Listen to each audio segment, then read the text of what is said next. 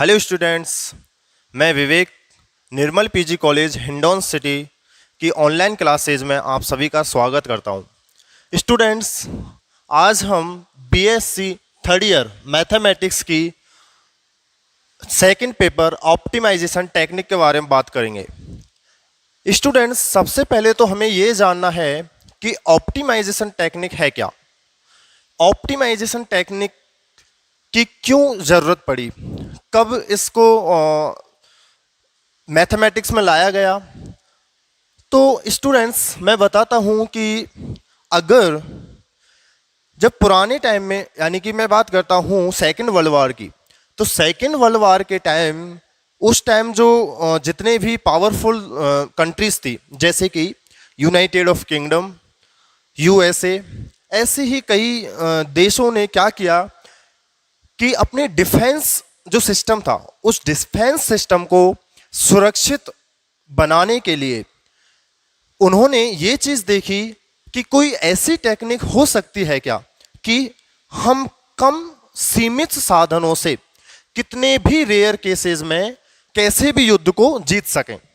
तो स्टूडेंट्स, ऐसी कंडीशन में उन्होंने देखा कि एक ऑपरेशन रिसर्च के नाम से, अभी ऑप्टिमाइजेशन टेक्निक की बात मैं नहीं कर रहा हूं, ऑपरेशन रिसर्च यानी कि OR, ऑपरेशन रिसर्च को उन्होंने रिसर्च किया और उन्होंने देखा कि हाँ, ऐसी भी एक टेक्निक है जिसके द्वारा हम सीमित साधनों से कितने भी रेयर अपनी रेयर केसेस में कितने भी कैसी भी लड़ाई को जीती जा सकती है।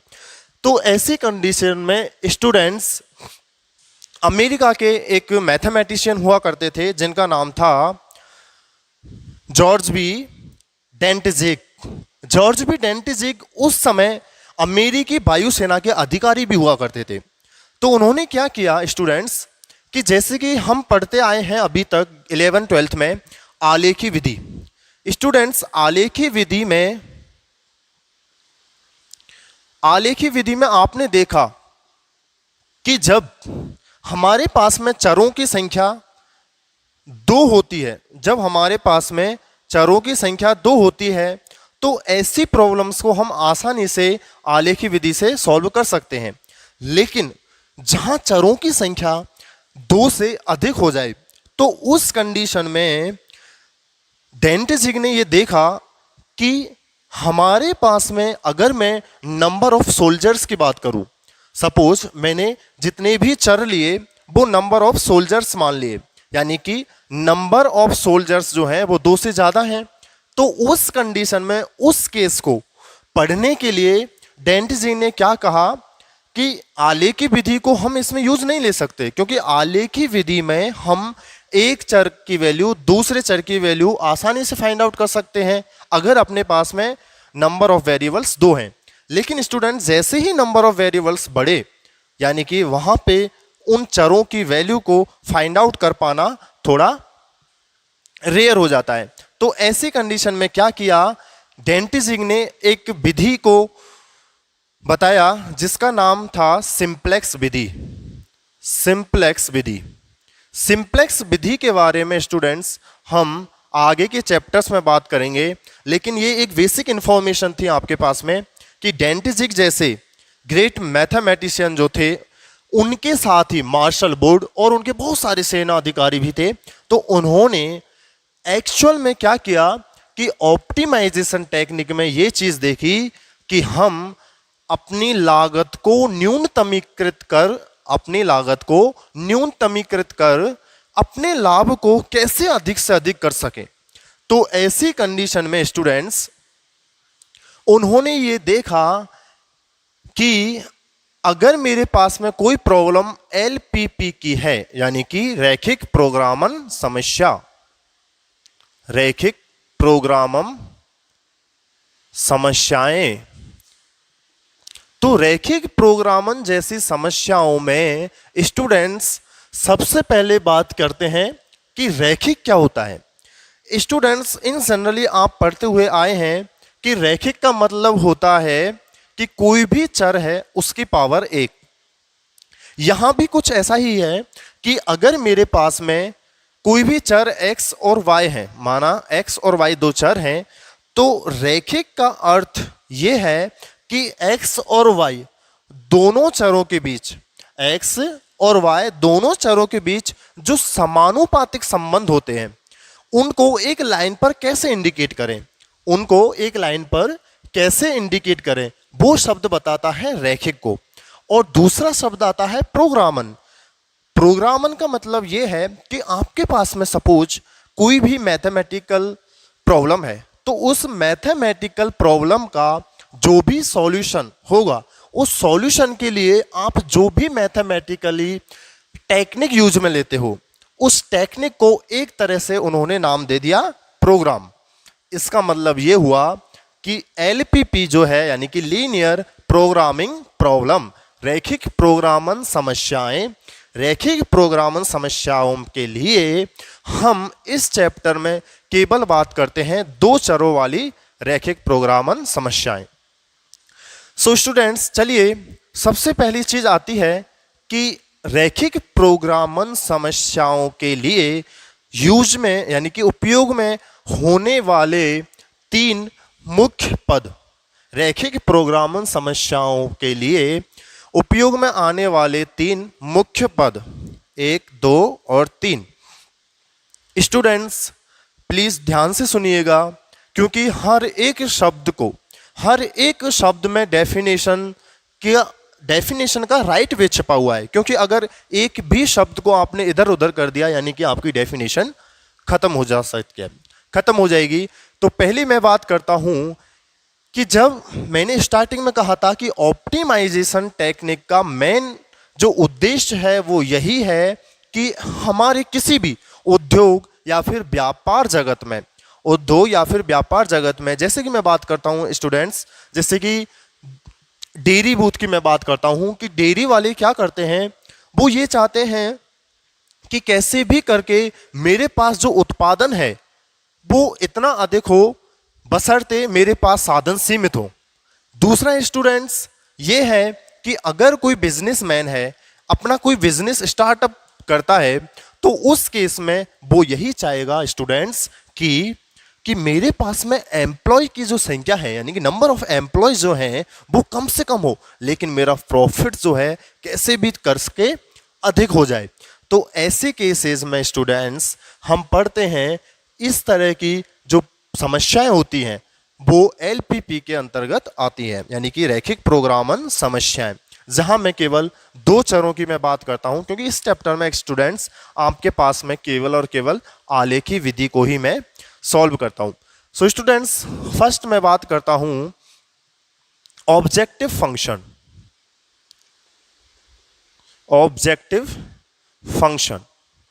ऑब्जेक्टिव फंक्शन यानी कि मैं बात करता हूं स्टूडेंट्स उद्देश्य फलन। स्टूडेंट्स ध्यान से सुनिएगा, what is the definition of objective function? एक रैखिक फलन। ऑब्जेक्टिव फंक्शन क्या होता है? ऑब्जेक्टिव फंक्शन यानी कि उद्देश्य फलन वह एक रैखिक फलन होता है जो कि दी गई रैखिक प्रोग्रामन समस्या के उद्देश्य को बताता है। स्टूडेंट्स, जैसा कि आप इस शब्द से ही जान पा रहे हैं कि उद्देश्य यानी कि हमारे पास में जो रैखिक प्रोग्रामन समस्या है उसका उद्देश्य क्या है, तो वह उद्देश्य फलन वह एक रैखिक फलन है। स्टूडेंट्स, इस बात का विशेष ध्यान रखिएगा कि वह एक रैखिक फलन, रैखिक की बात कर रहा हूं मैं, अरैखिक की अभी बात नहीं कर रहा हूं, क्योंकि स्टूडेंट्स अरैखिक जैसी प्रोग्रामिंग समस्याएं आपकी अभी थर्ड ईयर में नहीं है। आगे चल के वो सारी प्रॉब्लम्स ऑपरेशन रिसर्च में आती हैं। बाकी अभी फिलहाल मैं जो बात कर रहा हूं वो केवल और केवल रैखिक प्रोग्रामिंग की बात कर रहा हूं, और वो भी दो वेरिएबल वाली। सो स्टूडेंट्स, उद्देश्य फलन का मतलब होता है वह एक रैखिक फलन जो कि दी गई रैखिक प्रोग्रामन समस्या के उद्देश्य को बताता है। ऐसे रैखिक फलन को हम कहते हैं उद्देश्य फलन, और इसको इन जनरली हम इंडिकेट करते हैं कैपिटल Z से। कैपिटल Z से इंडिकेट करते हैं। Capital Z is equal to sum, मैंने मान लिया C1 x1 प्लस के c2 ऑफ x2। यानी कि स्टूडेंट्स मेरे पास में जो उद्देश्य फलन है वो x1 और x2 दो चरों के साथ है, ठीक है। अब यहां पे मैं बात करता हूं ऑप्टिमाइजेशन।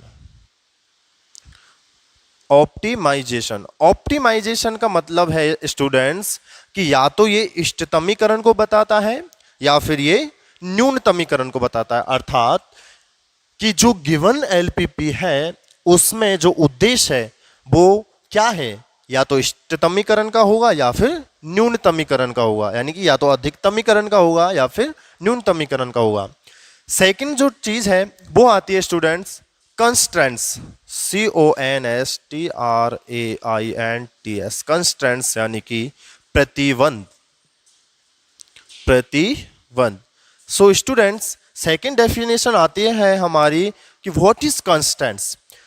तो कंस्ट्रेंट्स के बारे में अगर मैं बात करूं स्टूडेंट्स, तो कंस्ट्रेंट्स का मतलब है कि दिए गए उद्देश्य फलन में हम जितने भी चर यूज करने वाले हैं, दिए गए उद्देश्य फलन में जितने भी चर यूज होने वाले हैं, चूंकि हम जनरली यहाँ पे दो चर के लिए बात कर रहे हैं, तो दिए गए उद्देश्य फलन में प्रयुक्त होने वाले चरों की जो शर्तों को इंडिकेट करे, चरों की शर्तों को इंडिकेट करने वाला वह समीकरण या फिर असमीका निकाय, चरों की शर्तों को इंडिकेट करने वाला वह समीकरण या असमीका निकाय कंस्टेंट्स प्रतिबंध कहलाता है। स्टूडेंट्स एक बार फिर से देख लीजिए कि उद्देश्य फलन में प्रयुक्त होने वाले चरों के मध्य शर्तों को इंडिकेट करने वाले रैखिक समीकरण या फिर असमीका निकाय कंस्टेंट्स कहलाते हैं, यानी कि प्रतिबंध कहलाते हैं। तीसरी बात आती है हमारे पास में non negative restriction. Non negative restriction का मतलब होता है स्टूडेंट्स ऋणेतर प्रतिबंध। यानी कि स्टूडेंट्स नॉन नेगेटिव रेस्ट्रिक्शन का मतलब है कि उद्देश्य फलन में प्रयुक्त होने वाले चरों का मान, उद्देश्य फलन में प्रयुक्त होने वाले चरों का मान कभी भी ऋणात्मक नहीं होना चाहिए। ऋणेतर का अर्थ है स्टूडेंट्स ऋणात्मक को छोड़कर, यानी कि हमारे पास में अगर x1 और x2 दो चर यूज हो रहे हैं उद्देश्य फलन में, तो इनकी वैल्यू जो है या तो 0 से बड़ी हो या फिर 0 के बराबर हो। इसी प्रकार x2 की भी वैल्यू या तो 0 से बड़ी हो या फिर 0 के बराबर हो। तो स्टूडेंट्स एलपीपी को पढ़ने से पहले हम इन तीन मेन पार्ट जो हैं एलपीपी के उनके बारे में स्टडी करते हैं, जो कि उद्देश्य फलन, कांस्टेंट प्रतिबंध और नॉन नेगेटिव रेस्ट्रिक्शन यानी कि ऋणेतर प्रतिबंध होते हैं। नेक्स्ट चीज आती है स्टूडेंट्स कि what is the mathematically formulation of LPP, यानी कि लीनियर यानी कि रैखिक प्रोग्रामन समस्या का गणितीय संरूपण क्या होता है। सो स्टूडेंट्स चलिए नेक्स्ट चलते हैं हम कि रैखिक प्रोग्रामन समस्या का गणितीय संरूपण यानी कि मैथमेटिकली रिप्रेजेंटेशन या फिर formulation FORMULATI mathematically formulation of LPP यानी कि रैखिक प्रोग्रामन समस्या का गणितीय संरूपण। स्टूडेंट्स मैथमेटिकली देखो हमने अभी बात की थी कि एलपीपी में प्रयुक्त होने वाले तीन मेन पार्ट जो कि उद्देश्य फलन, प्रतिबंध और ऋणेतर प्रतिबंध। उसके बाद हम पढ़ते हैं कि आखिर एलपीपी जो है यानी कि रैखिक प्रोग्रामन समस्या है वो मैथमेटिकली किस तरीके से रिप्रेजेंट की जाती है। सो स्टूडेंट्स देखिएगा, सबसे पहले मैं लिखता हूं यहां ऑप्टिमाइजेशन यानी कि इष्टतमीकरण। यहां पे इष्टतमीकरण का मतलब या तो निम्नतमीकरण हो सकता है या फिर अधिकतमीकरण हो सकता है। So optimisation z is equal to, मैंने मान लिया c1 x1 प्लस के c2 x2 plus and so on cn xn। दूसरी चीज आती है स्टूडेंट सब्जेक्ट टू कंस्टेंट्स, जिसको हम शॉर्ट वे में एस टी से डिनोट करते हैं। सो सब्जेक्ट टू कंस्टेंट्स में यानी कि जो हमारे पास में प्रतिबंध थे उनको हम कैसे लिखते हैं, a11 x1 प्लस के a12 x2 plus and so on a1n xn। Students यहां देखिएगा, जैसे कि मैंने स्टार्टिंग में आपको बताया था कि जो कंस्टेंट्स है मेरे पास में वो या तो समीकरण हो सकता है या फिर कोई असमीका हो सकती है। So this is less then और इक्वल टू और greater than equal to b1। Same way a21 x1 plus के a22 x2 plus a of 2n xn is less than और equals to और greater than equals to b2।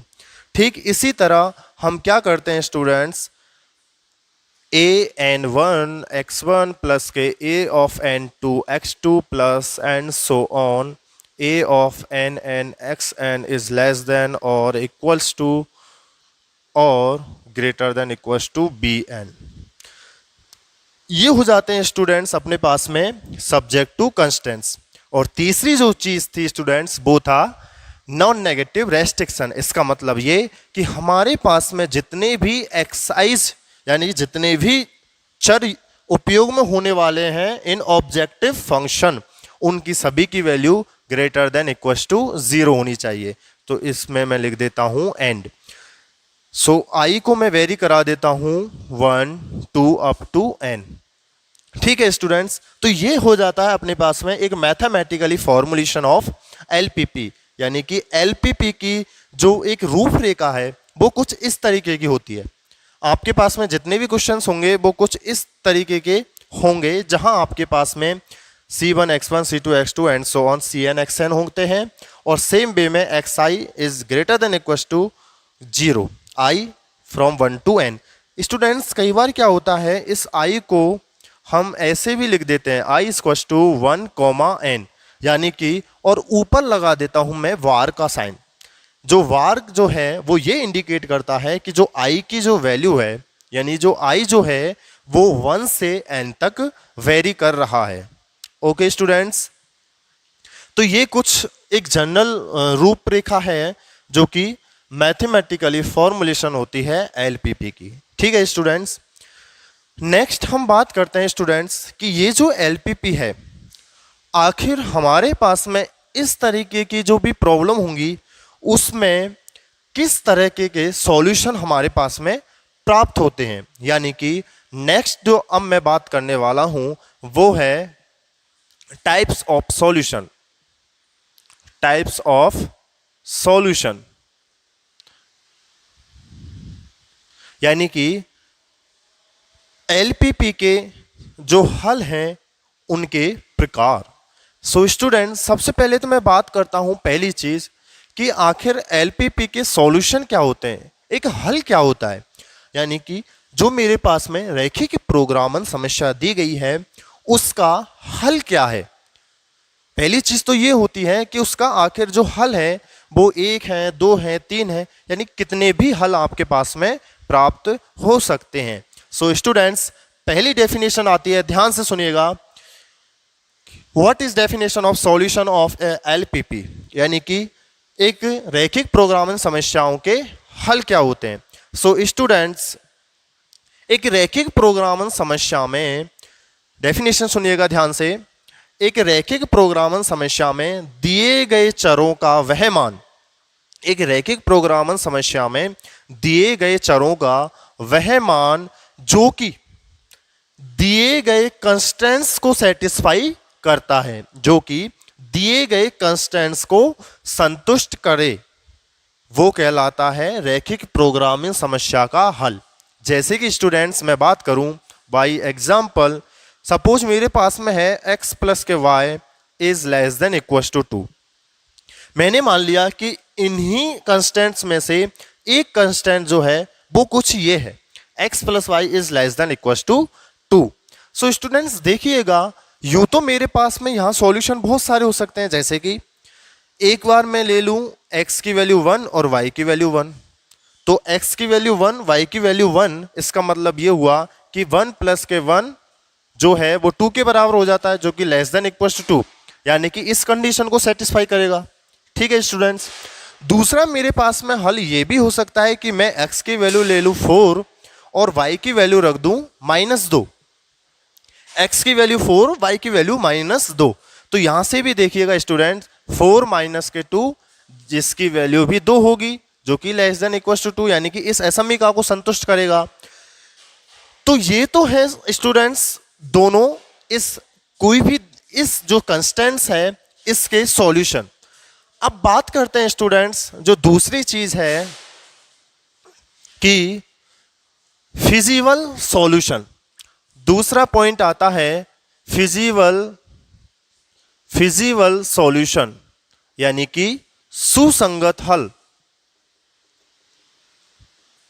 Students अभी मैंने पढ़ा था कि एक तो मेरे पास में रैखिक प्रोग्रामिंग समस्या के हल मिल गए मुझे, मान लिया मैंने एक हल 1 1 है, दूसरा हल 4 - 2 है। अब उन्हीं हलों में से मैं बात करता हूं फिजिबल सॉल्यूशन, यानी कि सुसंगत हल। तो स्टूडेंट्स देखिएगा, यूं तो मेरे पास में ये दोनों सॉल्यूशन है, तो एक बार पहले डेफिनेशन सुन लेना कि सुसंगत हल की परिभाषा क्या है।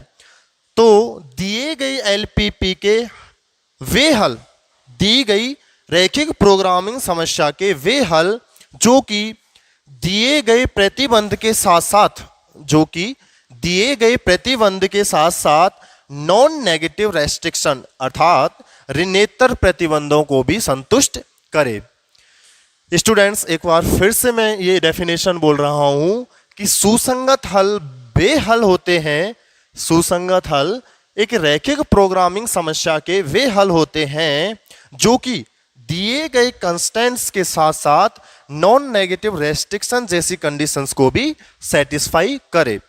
तो स्टूडेंट्स देखिएगा, जैसे कि मैं यहां देख पा रहा हूं कि मेरे पास में 2 सॉल्यूशन मिले। माना मेरे पास में एक सॉल्यूशन ये था जो कि 1 1 और एक सॉल्यूशन था 4 - 2 जो कि एक दिए गए प्रतिबंध को संतुष्ट कर रहे थे। लेकिन स्टूडेंट्स क्या मैं ये देख पा रहा हूं कि यस, ये जो सॉल्यूशन है ये भी दिए गए कंस्टेंट्स यानी प्रतिबंध को संतुष्ट करता है और ये भी दिए गए प्रतिबंध को संतुष्ट करता है। लेकिन स्टूडेंट्स जैसा कि मैं कह रहा हूं कि सुसंगत हल में एक एक्स्ट्रा कंडीशन और ऐड हो जाती है और वो है ऋणेतर प्रतिबंध के, अर्थात दिए गए चरों का वह मान जो कि इस प्रतिबंध के साथ साथ ऋणेतर प्रतिबंध को भी संतुष्ट करे। सो स्टूडेंट्स इस वाले हल में देखते हैं हम कि हमारे पास इस सॉल्यूशन में -2 जो सॉल्यूशन है, इसका मतलब ये जो y की वैल्यू है वो कैसी है, नेगेटिव है। इसका मतलब ये जो सॉल्यूशन है वो इस कंडीशन को सेटिस्फाई नहीं करती है। तो इसका मतलब ये हुआ कि जो हमारा सुसंगत हल होगा वो होता है 1, 1।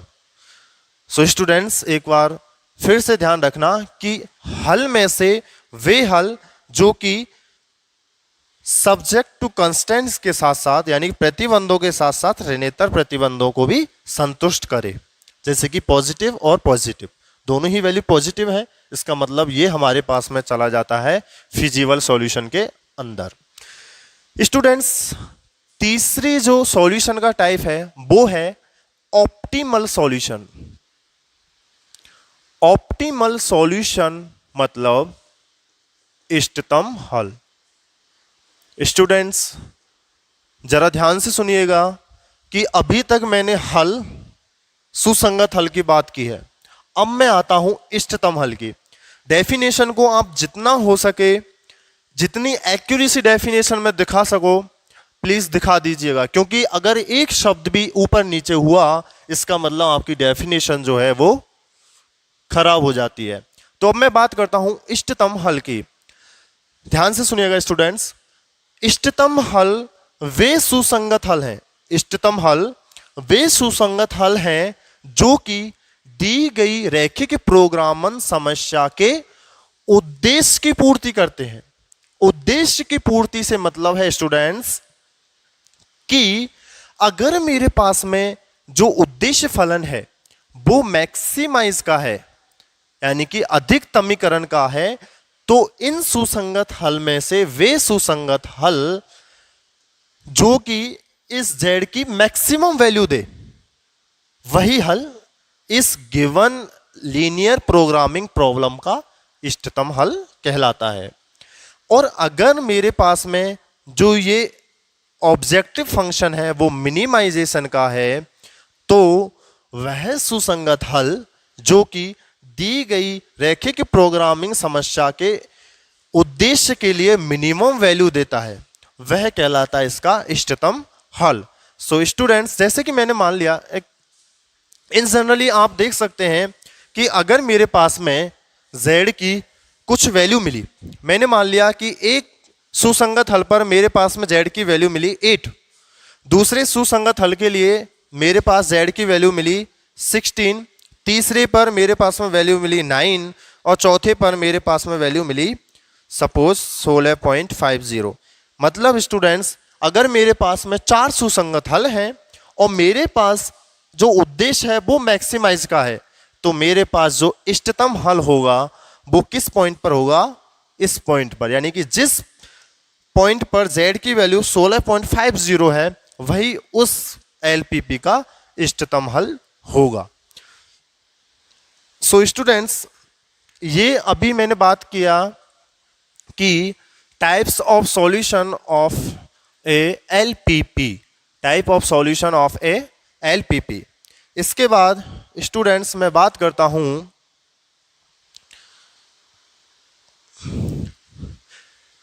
कुछ क्षेत्र होते हैं कि आप के पास में जो भी सॉल्यूशन है वो सॉल्यूशन किस क्षेत्र में वेरी करते हैं।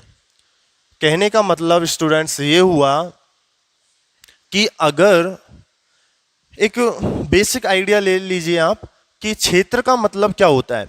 स्टूडेंट्स, मैंने ये बना लिए 4 चतुर्थांश।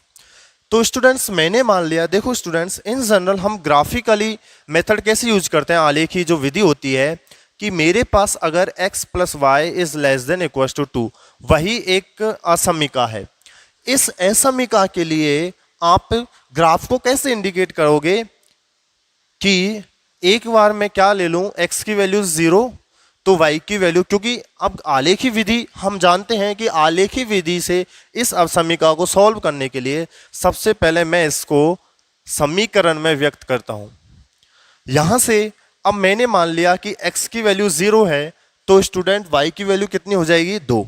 इसका मतलब एक पॉइंट मेरे पास में ये हो जाता है, मैंने इसको नाम दे दिया a। दूसरा पॉइंट b है, जो कि अगर मैं y की वैल्यू 0 मान लूं तो x की वैल्यू हो जाती है 2। इसका मतलब स्टूडेंट्स ये हुआ कि a जो है वो 0,2 है, यानी x की वैल्यू 0 और y की वैल्यू 2। तो एक तो पॉइंट हो जाता है अपने पास में ये, और ये कौन सा पॉइंट होगा? 0,2 यानी कि a। और एक पॉइंट होगा मेरे पास में ये, जो कि होता है 2,0। इसका मतलब ये जो लाइन यहां से गुजरी है पॉइंट A और पॉइंट B से, यही लाइन जो है इस समीकरण को इंडिकेट करती है। लेकिन स्टूडेंट्स, जैसा कि मुझे असमीका दी गई है, तो इस असमीका को इंडिकेट करने के लिए x + y is less than equal to 2, यानी कि is less than equal to 2, यानी कि जो इस लाइन के लिए जो रीजन है, जो क्षेत्र है, वो किधर है? इस लाइन के नेगेटिव डायरेक्शन में। This is less than equal to 2, यानी कि इस नेगेटिव डायरेक्शन में। सपोज मेरे पास में ये ग्रेटर देन इक्वल टू 2 होता, तो मैं इन्हीं साइनों को चेंज करके कर देता इधर। तो ये एक तरह से हम रीजन पढ़ते हैं, क्षेत्र पढ़ते हैं, और इन्हीं क्षेत्रों से हम ये चीज देख पाते हैं कि आखिर सॉल्यूशन जो हमें मिलने वाला है वो क्या होगा। ठीक है स्टूडेंट्स, तो सपोज मैंने मान लिया कि एक पॉइंट मुझे कुछ ऐसे मिले जो कि इस लाइन को इंडिकेट करते हैं, दूसरे पॉइंट मुझे कुछ ऐसे मिले जो इस लाइन को इंडिकेट करते हैं, और मैंने मान लिया कि ये दोनों ही लेस देन हैं। इसका मतलब दोनों की ही डायरेक्शन कुछ इस तरीके से है। ठीक है स्टूडेंट्स, अब चूंकि हम जानते हैं स्टूडेंट्स कि जो अपने पास में x वेरिएबल है वो हमेशा ग्रेटर देन इक्वल टू 0 होगा, y वेरिएबल है वो भी हमेशा ग्रेटर देन इक्वल टू 0 होता है। तो इस केस में यानी कि x is greater than equal to 0, तो इसके लिए पहले समीकरण क्या बनती है, x is equal to 0। x is equal to 0 मतलब बाय एक्सिस, इसका मतलब ये हुआ कि जो y एक्सिस है वो ग्रेटर देन 0, यानी कि मैंने इस y एक्सिस को बता दिया इधर की डायरेक्शन, पॉजिटिव डायरेक्शन में। Same way y is greater then 0, तो आलेखी रूप में इंडिकेट करने के लिए y बराबर 0 लिखता हूं, और y बराबर 0 से मतलब है x axis which is greater then 0, यानी कि मैंने ऊपर इंडिकेट कर दिया। तो स्टूडेंट्स ये वाला जो रीजन मुझे मिला ये कहलाता है सुसंगत क्षेत्र, सुसंगत क्षेत्र यानी कि फिजिबल रीजन, सुसंगत क्षेत्र। और इसके अंदर जितने भी ये पॉइंट मिले, कॉर्नर पॉइंट जो हैं ये 5, इन्हीं 5 पॉइंट में से कोई एक जो पॉइंट होगा वो आपको इष्टतम हल देता है। ठीक है स्टूडेंट्स।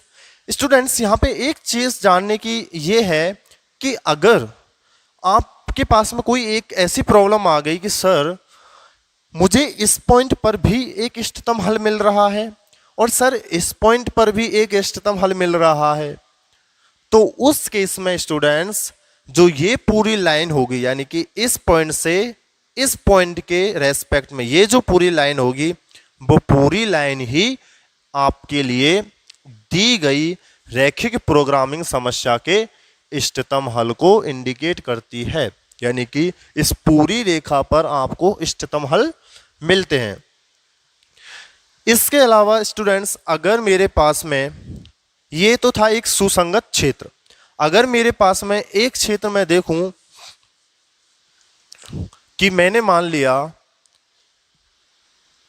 कि वही एक रेखा कुछ इस तरीके से बनी मेरी बाई आले की विधि और एक कुछ इस तरीके से मिली, लेकिन ये सभी ग्रेटर देन 0 हैं, तो ग्रेटर देन 0 यानी कि ऊपर की तरफ।